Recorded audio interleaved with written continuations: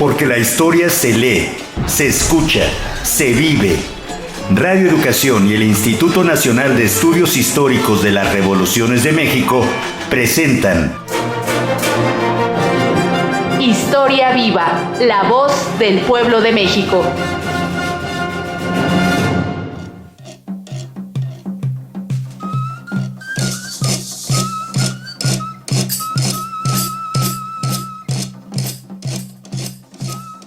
Siempre con el gusto de saludarlos en una emisión más de Historia Viva, la voz del pueblo de México.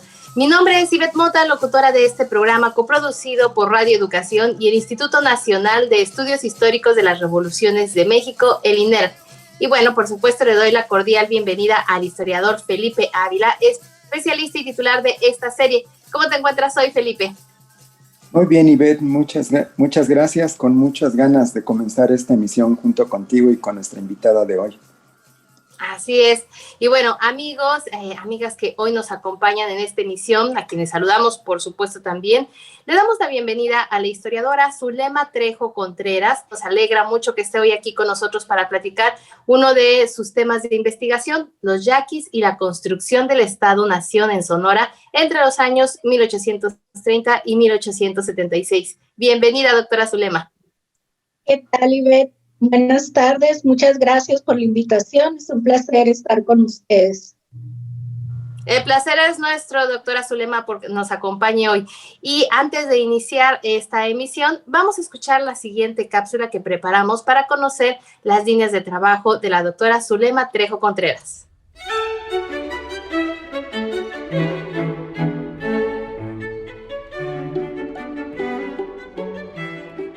Zulema Trejo Contreras es doctora y maestra en Historia por el Colegio de Michoacán. Además tiene estudios de licenciatura en Historia y Psicología en la Universidad de Sonora. Desde el año 2012 es coordinadora de posgrado en el Colegio de Sonora, institución donde ha sido además coordinadora de maestría, integrante del comité editorial, además de coordinadora del área de métodos de investigación histórica de la maestría en Ciencias Sociales. De entre casi una veintena de publicaciones escritas por la doctora Trejo Contreras, destacan La resistencia republicana vista a través de las autoridades imperiales, el caso de los departamentos de Álamos, Sonora y Arizona, Imperialistas y gobierno imperial en Sonora, Significaciones en contraste, el yaqui, un territorio de ensueños y pesadillas, Entre la aceptación y el rechazo, indígenas y liberalismo en Sonora, 1845-1876. La mecánica del pronunciamiento gandarista, 1856-1859. Facciones políticas en Sonora, 1850-1866, Manuel María Gándara y los gandaristas. Y de la nada al todo, Sonora 1850, entre otras. Es autora además de artículos, ponencias, participaciones en seminarios y ensayos acerca de la historia de los pueblos yaquis, tales como alianzas, pactos y conflictos entre notables e indígenas sonorenses, los 8 pueblos como concepto, participación de yaquis y ópatas en las pugnas faccionales sonorenses 1855-1868, misión, nación y territorio yaquis. La preservación del ser, nación y territorio en la recreación de las sociedades yaqui y ópata frente a la institución de la sociedad liberal. Aliados incómodos, indígenas y notables en la construcción del Estado-Nación. El caso de Sonora, 1831-1876.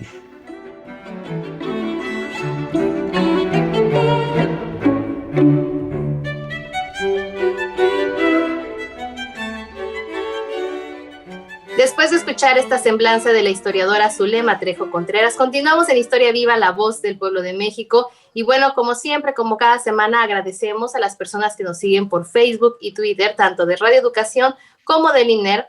por supuesto también a quienes nos escuchan a través de las emisoras 1060 de AM y 96.5 de FM aquí en la Ciudad de México, y quienes nos escuchan a través de las estaciones que retransmiten nuestra señal en diferentes puntos de la República Mexicana. Les recordamos que pueden comunicarse con nosotros y nosotros estaremos dando difusión a sus comentarios, llamadas que nos hacen llegar tanto vía telefónica como a través de nuestras redes sociales y WhatsApp.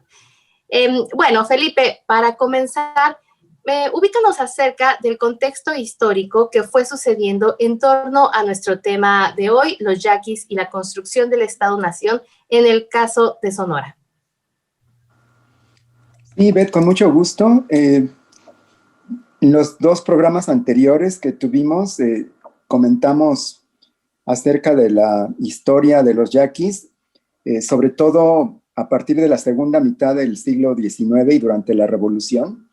Y creo que para continuar con esta narrativa que estamos construyendo aquí junto con todos y todas quienes nos acompañan en estas emisiones, yo creo que es importante que nos remontemos un poquito más atrás, a la primera mitad del siglo XIX, porque solo de esta manera podemos entender lo que sucede en las épocas posteriores, porque muchos de los problemas que hemos nosotros comentado aquí en este programa, de las rebeliones y la resistencia y por parte de los yaquis, y al mismo tiempo que la brutal ofensiva desarrollada por los distintos gobiernos nacionales y locales en contra de la etnia yaqui, en una lucha de muchas décadas, pues tienen sus orígenes en la etapa previa, en la etapa anterior, en la etapa que va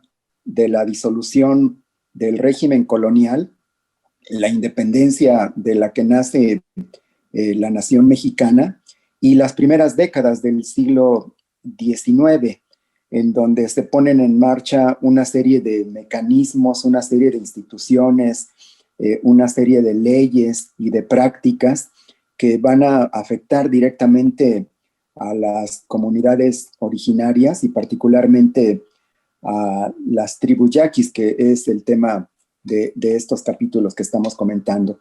Entonces, en el programa de hoy, aprovechando que es uno de los temas que ha trabajado nuestra amiga Zulema, vamos a comenzar con ella cómo se desarrollaron estos acontecimientos, cómo vivió la tribu yaqui este cambio de régimen, cómo lo enfrentó, cuáles fueron algunas de sus prácticas, de sus estrategias, y vamos a conocer también algunos de sus liderazgos y de las formas que establecieron para tratar de mantener su identidad, para defender su tierra, para defender el uso de sus aguas, para defender sus montes, pero sobre todo para defender su identidad como pueblo, como etnia, para defender sus formas de gobierno, para defender su lengua, para defender sus tradiciones,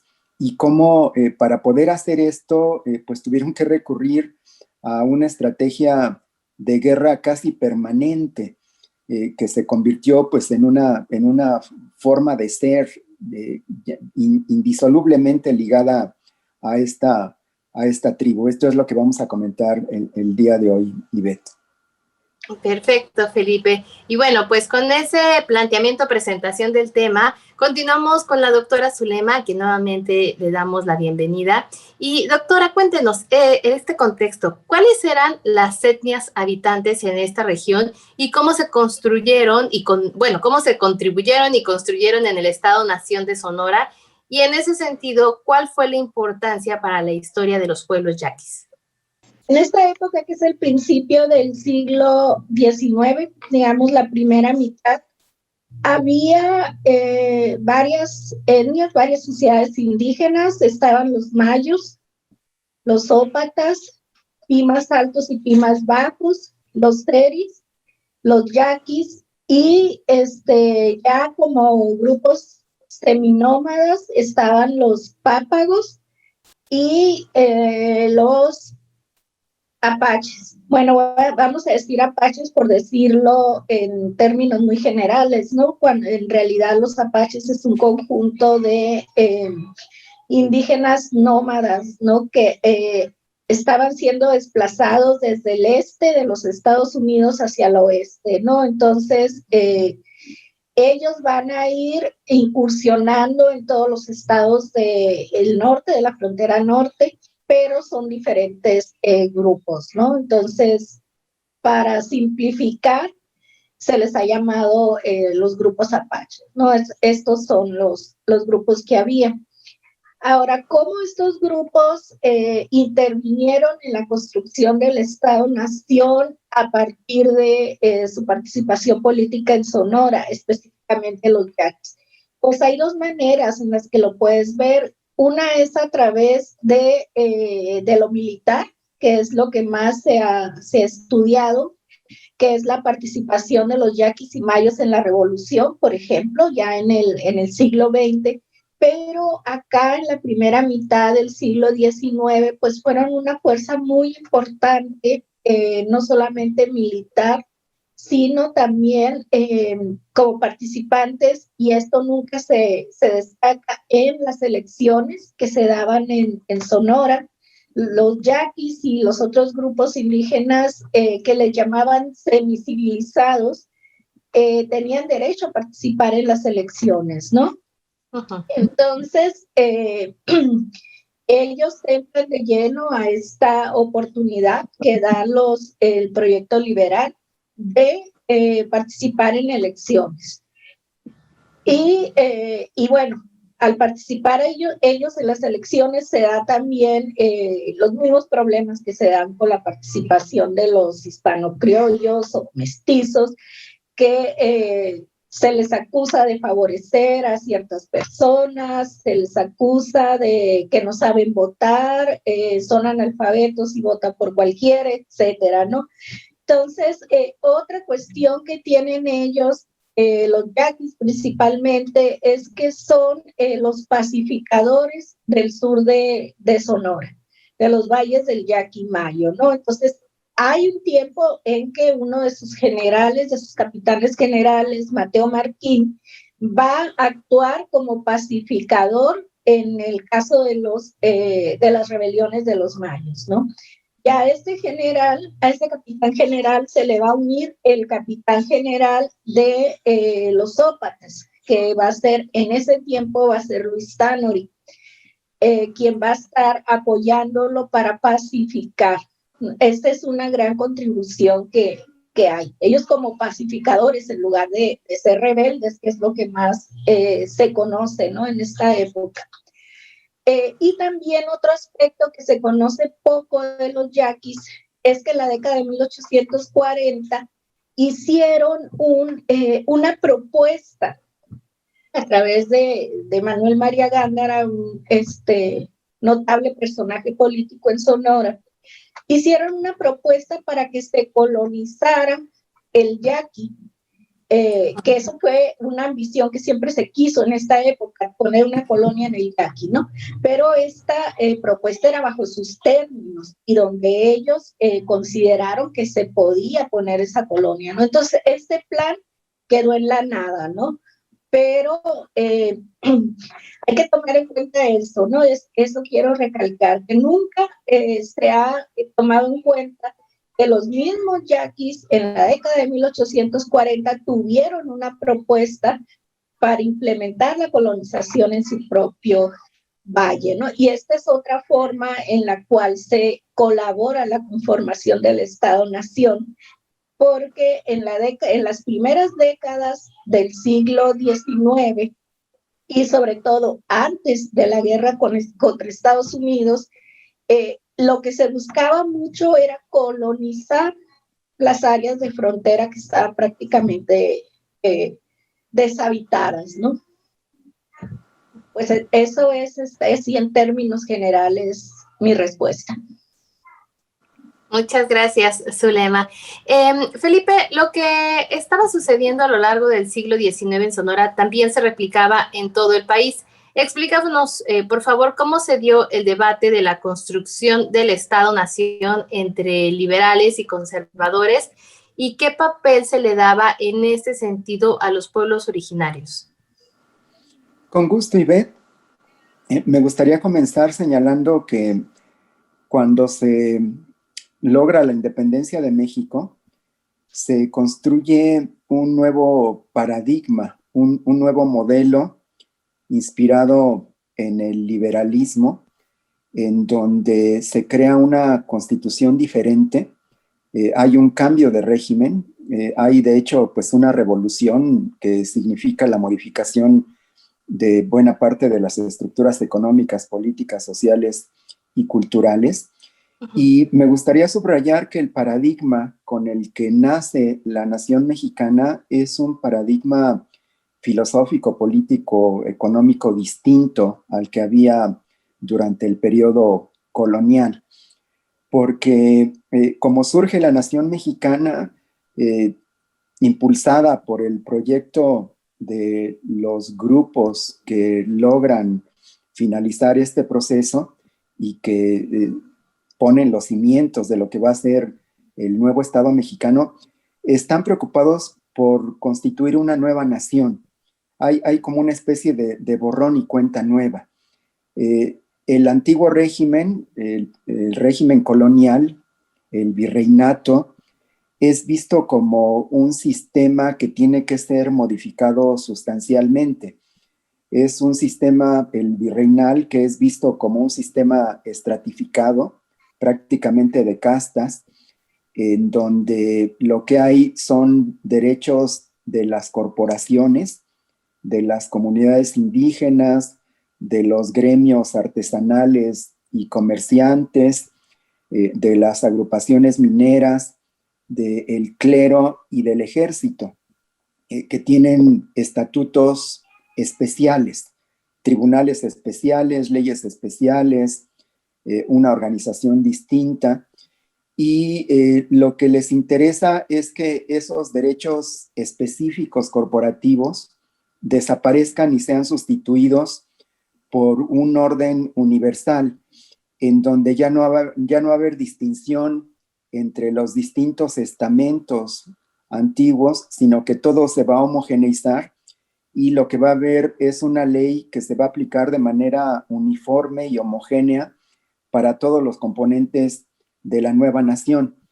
Así es que los grupos que se disputan el poder durante los años posteriores a la independencia de México, Ivette, esta lucha primero entre monárquicos y republicanos, y después entre federalistas y centralistas, y después entre liberales y conservadores, en realidad creo que tienen un sustrato común, porque la nación mexicana tal y como ellos la piensan es una nación muy parecida. Es una nación que tiene que dejar atrás las diferencias corporativas y la existencia de distintos estamentos sociales y que tiene que construir un gobierno único con una constitución y unas leyes que sean aplicables para todos, sin excepción. Y en esto están preocupados por definir qué es lo que va a ser el fundamento de la nueva nación mexicana, que van a ser ciudadanos, que van a ser todos iguales ante la ley, en donde ya no va a haber privilegios, aunque esto es algo que persiste porque la independencia no provoca cambios de la noche a la mañana, sino que muchos de los privilegios y de los estatutos de las corporaciones permanecen durante las décadas posteriores a la independencia, y es hasta la reforma cuando ya finalmente se logra dar el tiro de gracia a esa sociedad estratificada. Pero mientras tanto, en las décadas posteriores a la independencia, Ivette, aunque siguen existiendo los fueros para los militares y los fueros para la iglesia y las comunidades indígenas logran conservar algunos de sus privilegios, Esto no está reflejado en las constituciones, sean constituciones federales o sean constituciones centralistas.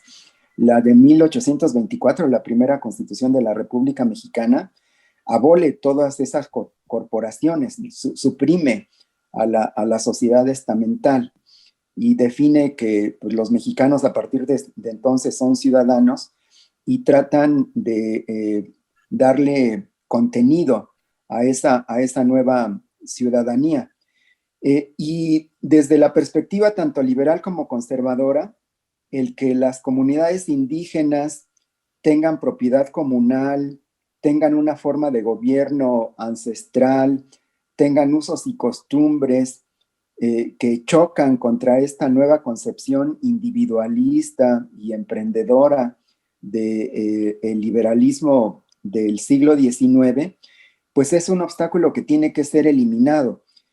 Y en esta nación que prefiguran las élites liberales, tanto en su versión liberal como en la conservadora, porque aquí el sustrato creo que es prácticamente el mismo, las comunidades indígenas no tienen cabida. Las repúblicas de indios, tal y como existían en el sistema virreinal, son vistas como un obstáculo para el progreso, para la modernización. Los derechos colectivos sobre la tierra también es algo que tiene que suprimirse, porque para el liberalismo la única propiedad válida es la propiedad individual y el esfuerzo de cada uno, de cada una. No conciben que haya comunidades que ven la tierra como una propiedad colectiva y que hacen trabajos colectivos y que tienen unas formas de organización y de gobierno que no surgen del nuevo paradigma liberal, que es el de que haya elecciones en donde los ciudadanos voten para elegir a sus representantes a través de comicios organizados y supervisados por el Estado Nacional, y para los cuales la existencia de prácticas en donde asambleas comunitarias se reúnen y discuten y a mano alzada eligen a sus representantes, pues es algo que choca con ellos, con este nuevo paradigma político que se está tratando de establecer.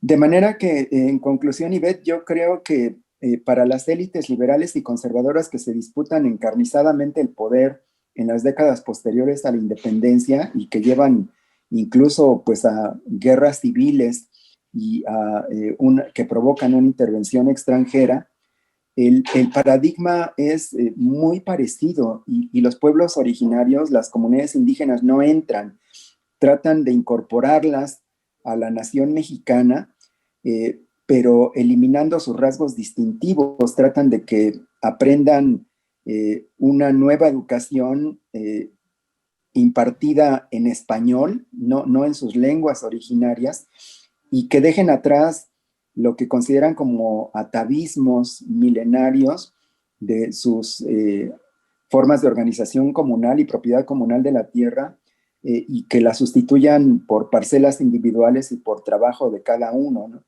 Entonces, creo que pues es como un abismo el que hay entre el paradigma liberal y la forma en que todavía existían la mayoría de los pueblos originarios, Ivette. Así es. Justamente preparamos una breve cápsula para conocer cómo fue esta situación de los yaquis en la defensa de su cultura y territorio. Vamos a hacer esta pausa para escuchar la cápsula que preparamos para ustedes y continuamos en un momentito más.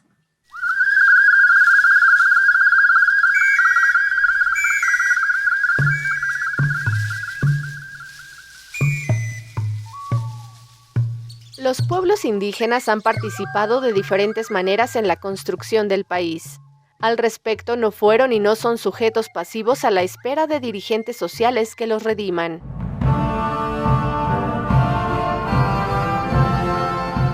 Desde los tiempos de la llegada de los españoles a América, los pueblos indígenas sabían manejarse ante las instituciones novohispanas, por lo que establecieron alegatos en tribunales acerca de la extensión de la propiedad comunal afectada desde entonces por las haciendas españolas, que se apropiaban de los montes y ríos comunitarios.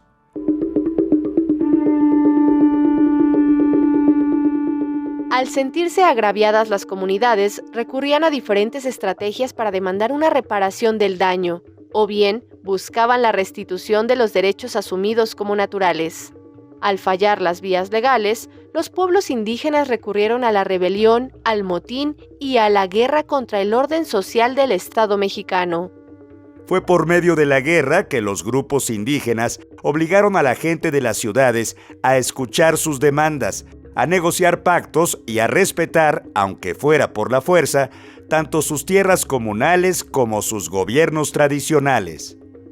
La guerra, ya fuese defensiva u ofensiva, propia o en alianza con otros grupos de notables, se constituyó en la forma más visible, por medio de la cual los pueblos originarios participaron en el proceso de construcción del Estado-Nación en México.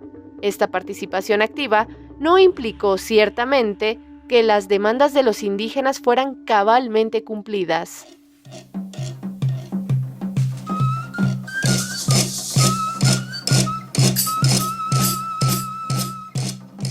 En Sonora, los yaquis y los zópatas establecieron una alianza con la familia Gándara en contra del general José Urrea, quien combatió a los yaquis con ferocidad y los persiguió hasta lugares apartados para imponerles el orden liberal, mismo que impuso la propiedad individual de la tierra y el desarraigo comunitario para imponer en su lugar el orden y progreso del capital. Para los indígenas, el sentido comunitario es parte intrínseco de su existencia. Es ahí, en la comunidad, donde permanece la identidad social y religiosa, y también es la comunidad la propietaria de la tierra, la que debe reasignarlas, recuperarlas y repartirlas nuevamente. Los mayos, los yaquis y los ópatas percibieron en la facción gandarista un aliado potencial, porque también ellos recibían afrentas de parte del gobierno federal. Además, Manuel María Gándara respetó su forma de vida cada vez que ocupó la gubernatura de Sonora. Esto durante la primera mitad del siglo XIX, e incluso les proporcionó armas y caballos para que ellos mismos defendieran sus intereses.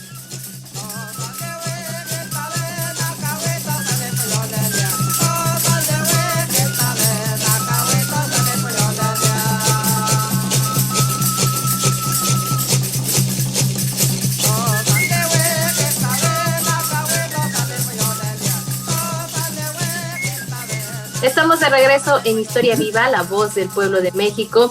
Y bueno, escuchamos su lema acerca de esta defensa de su cultura y del territorio yaquis. En este proceso de la formación del Estado-Nación de la región de Sonora, Zulema, ¿cuál fue la importancia que tomaron los imaginarios sociales, así como de lo simbólico para los indígenas y, bueno, en particular, el concepto de territorio como algo sagrado y la disputa surgida por los territorios comunitarios? Sí, cuando hablamos de imaginarios sociales nos referimos al aspecto simbólico de los acontecimientos. De forma muy sencilla. Con los yaquis, específicamente, los aspectos simbólicos son muy importantes. Todos los rituales que ellos tenían y tienen hasta la actualidad, tienen que ver con mantener su identidad, como reconocerse como ellos mismos, frente a ellos mismos y frente a los demás. Entonces, por ejemplo, uno de los símbolos mayores de los yaquis es el territorio, porque para los yaquis el territorio no es solamente algo tangible, no es solamente el lugar en donde están asentados los 8 pueblos yaquis, sino en su imaginario el territorio es sagrado. Territorio es sagrado y como territorio ellos se están refiriendo a la tierra, al agua, al cielo que las cubre y a la sierra. Entonces, cuando los yaquis hablan de territorio, hablan de todos estos elementos, que además son elementos que les pertenecen de forma colectiva. Sí, se cita mucho esta frase que dijo Cajeme, ¿no?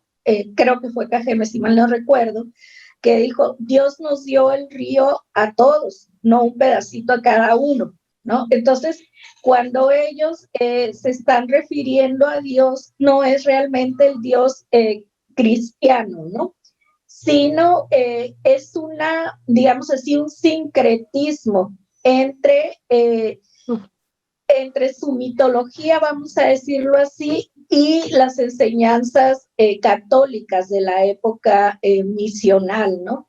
Entonces, por ejemplo, los yaquis, que con las diásporas, los que se fueron a Estados Unidos, Arizona, los que fueron deportados hacia el sur del país, siempre tuvieron presente la noción del territorio.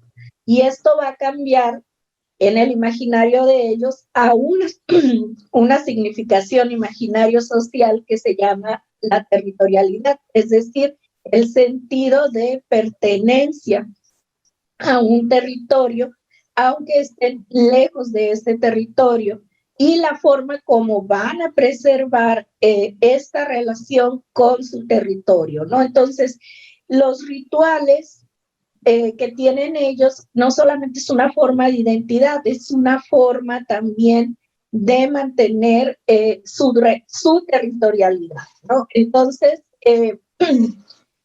este aspecto simbólico, quiero recalcar, es muy importante para los yaquis. Nosotros, como sociedad no indígena, al no comprender enteramente esta noción simbólica sagrada que tienen ellos de su territorio, nos resulta difícil comprender por qué se han resistido durante tantos años, 100 años más, a la colonización de este territorio, a la entrada de mestizos, criollos españoles, en lo general la sociedad no indígena, para establecerse en ese territorio. Porque al ser sagrado ese territorio, la extracción de bienes para, más allá de la autosuficiencia, es una profanación a lo sagrado. Sí, ellos pueden cultivar para su subsistencia, te estoy hablando del siglo XIX, pero no para exportar, no para vender, porque más allá de eso, están profanando su territorio sagrado, donde aún están sus ancestros, ¿no? Entonces, es por eso, nosotros no entendemos. Y el siglo XIX, bueno, se decía, están obstaculizando el progreso, justamente por lo que estaba comentando Felipe, que es en el liberalismo se concibe solo un tipo de propiedad, que es la propiedad individual.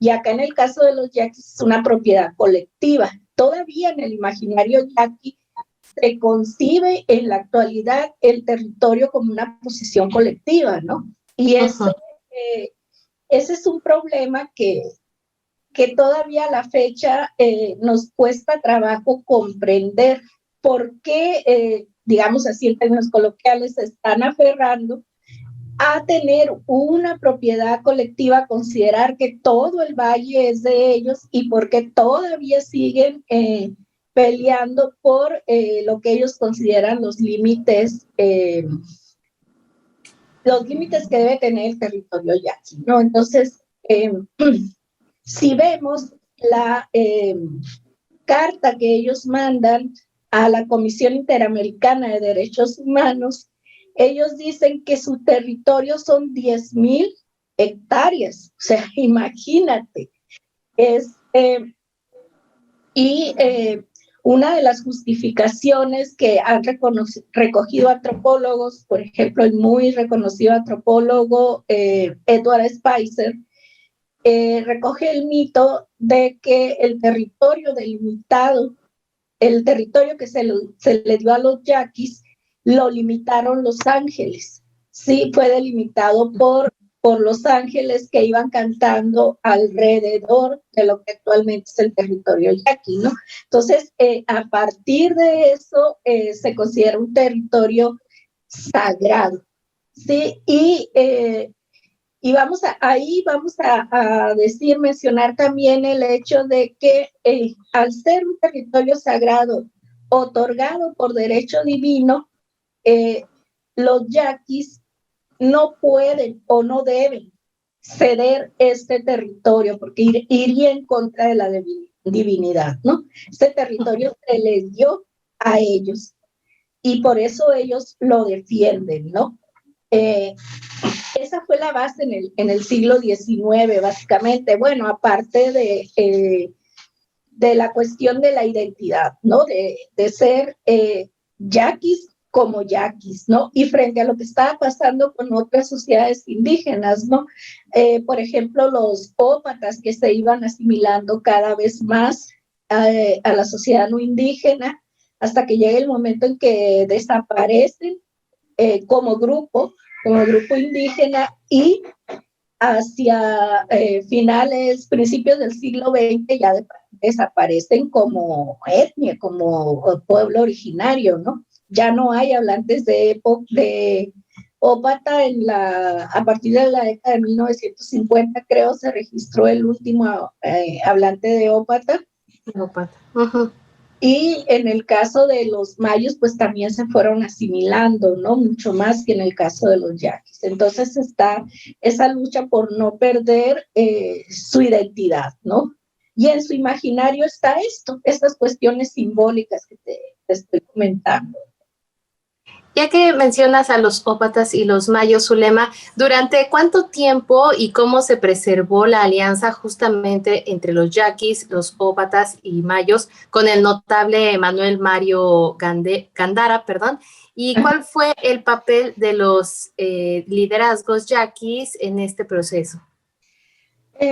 Bueno, Manuel María Gándara fue un notable que tuvo un papel muy relevante en el escenario político de Sonora a partir de la década de 1838 hasta 1866, 67, cuando llega la derrota del Segundo Imperio, ¿no?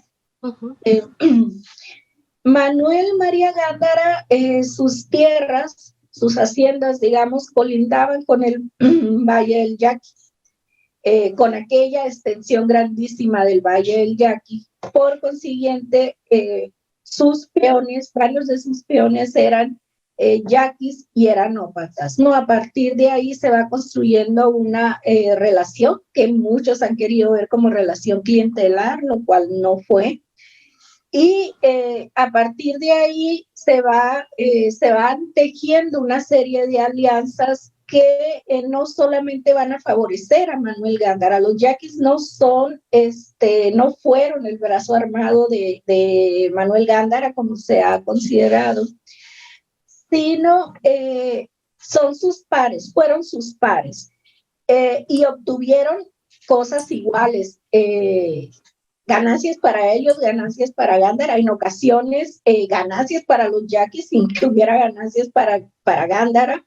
Si tú lees la historia de Sonora, vas a ver que las alianzas de los yaquis, ópatas y mayos en menor medida con Gándara terminaron en derrota de Gándara. Entonces dices tú, pero ¿por qué siguen uniéndose a él? Pues siguen uniéndose a él porque ellos están obteniendo ventajas. Gándara quizás no, pero los yaquis sí. Entonces, por eso siguen uniéndose a él. Mientras estén unidos a él, ellos tienen su territorio intacto, su forma de gobierno intacta, a pesar de que él pierda, ¿no?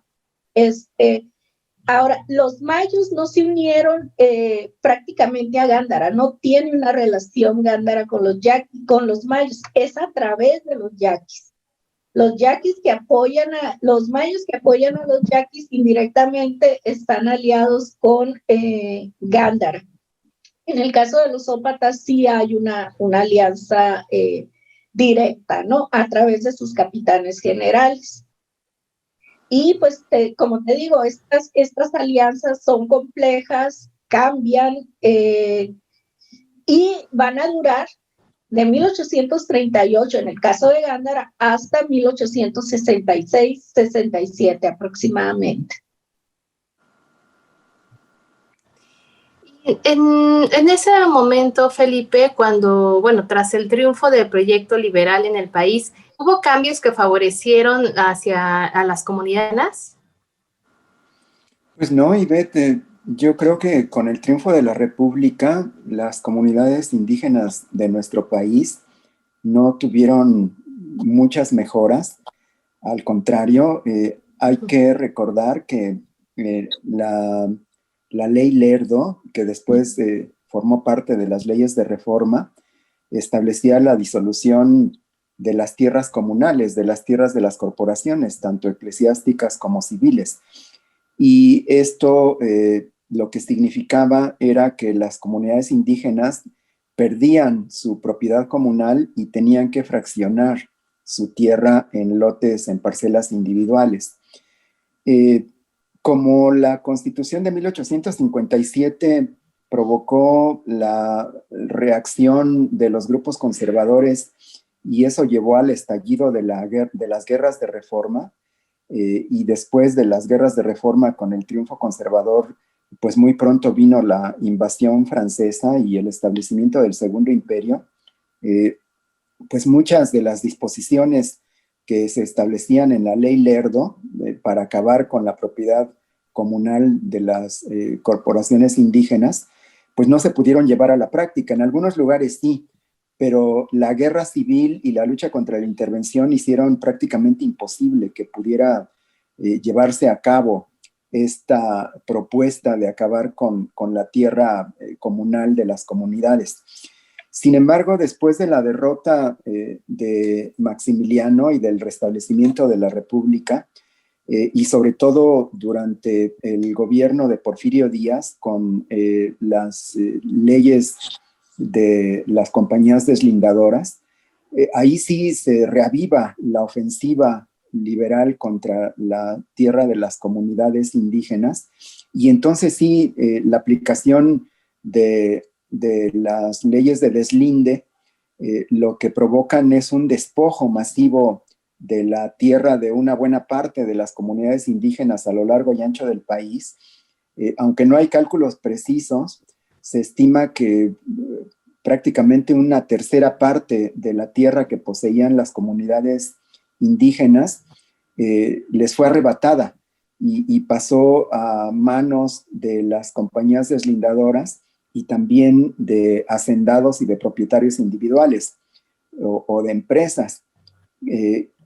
Hubo entonces un despojo masivo de la tierra de las comunidades indígenas y un avance de las propiedades individuales y sobre todo un fortalecimiento de la gran propiedad. Hay un boom, un ascenso, un auge de la gran propiedad agrícola y ganadera durante el último porfiriato, y esta es una de las causas más importantes que provocan la Revolución Mexicana, Ivette.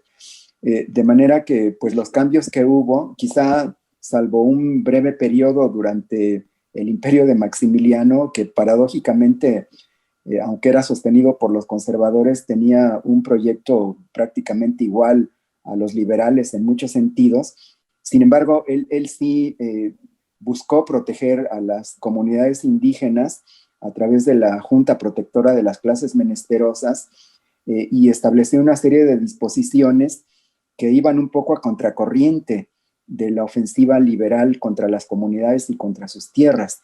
Sin embargo, pues ese fue un breve paréntesis que finalmente pues no significó una mejora sustancial en la manera de vivir de la mayoría de las comunidades indígenas de nuestro país, Ivette. Para poder ir, digamos, entendiendo esta guerra hacia los pueblos yaquis, Zulema, ¿qué factores fueron los que posteriormente llevaron a los grupos de poder de Sonora justo a iniciar esta guerra contra los pueblos yaquis? La respuesta sencilla es el querer apropiarse de su territorio. Uh-huh. En términos generales sería eso, ¿no? Pero esto está englobado en esta idea de progreso en esta idea que ya mencionaba Felipe de fraccionar las propiedades comunales, en este caso la propiedad comunal del Valle del Yaqui. Uh-huh. Y lo que se proponía acá era parcelar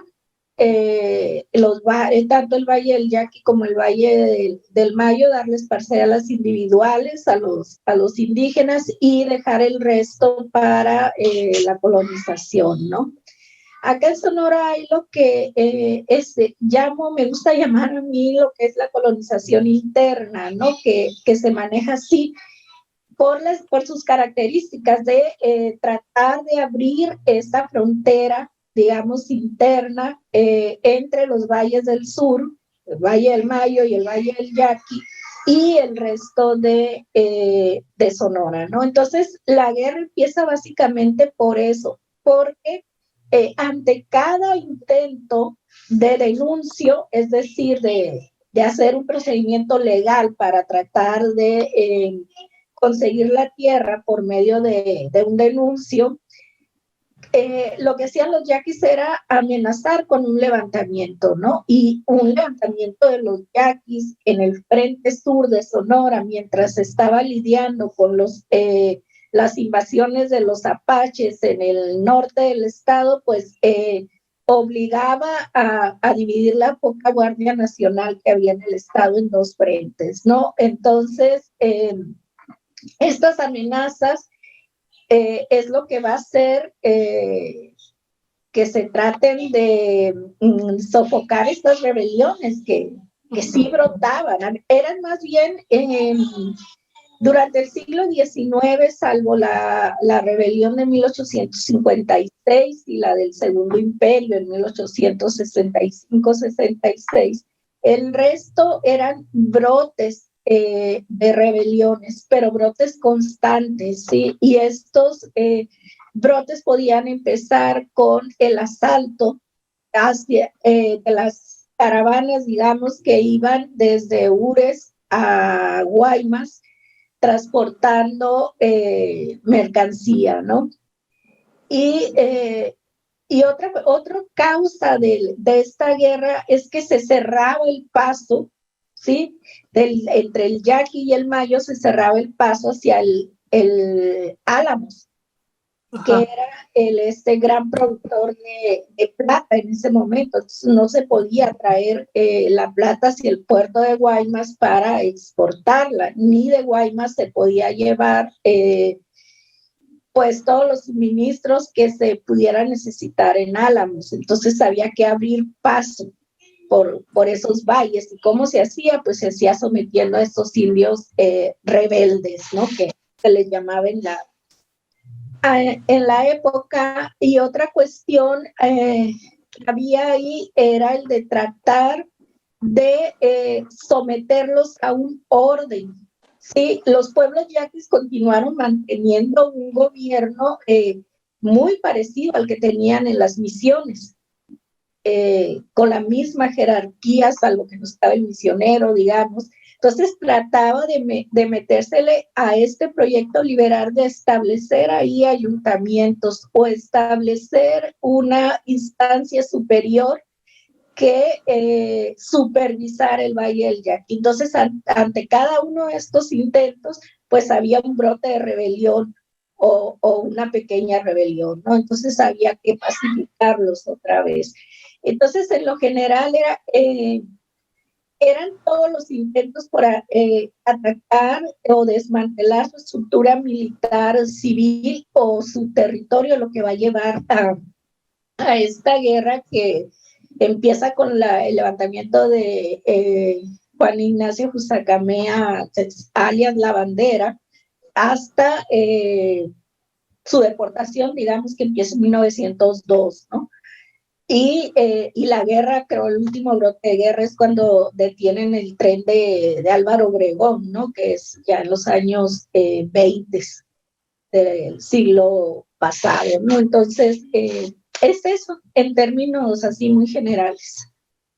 Pues muchísimas gracias, doctora Zulema Trejo. El programa se nos va como agua siempre cuando empezamos justamente hacer este recorrido por nuestra historia. Pero agradecemos mucho su presencia, doctora Zulema Trejo, quien nos compartió hoy acerca de la guerra hacia los pueblos yaquis. Y bueno, esperamos que nos pueda acompañar en un siguiente programa. Felipe, muchísimas gracias como cada semana por llevarnos de la mano para conocer la historia de nuestro país. Hasta luego, muchas gracias, Ivette. Gracias, Zulema. Muchas gracias, Ivette. Muchas gracias, Felipe. Hasta luego. Un gusto saludarlos. Muchísimas gracias a ambos y por supuesto también gracias a todas las personas que como cada miércoles se quedan con nosotros en esta transmisión y les recordamos que los sábados a las 9 de la mañana tenemos la retransmisión de cada programa, así que si no pudo escucharnos hoy, no se preocupe, el sábado puede seguir escuchando el programa completo. Mientras tanto, quédese en la señal de Radio Educación.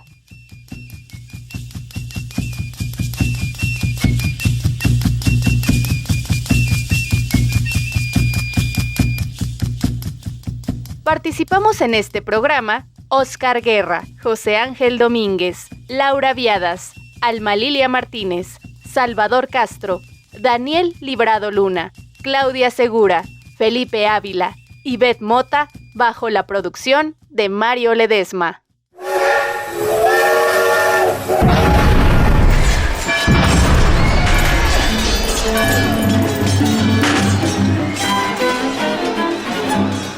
Porque la historia se lee, se escucha, se vive.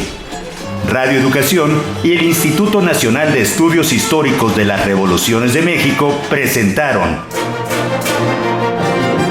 Historia Viva, la voz del pueblo de México.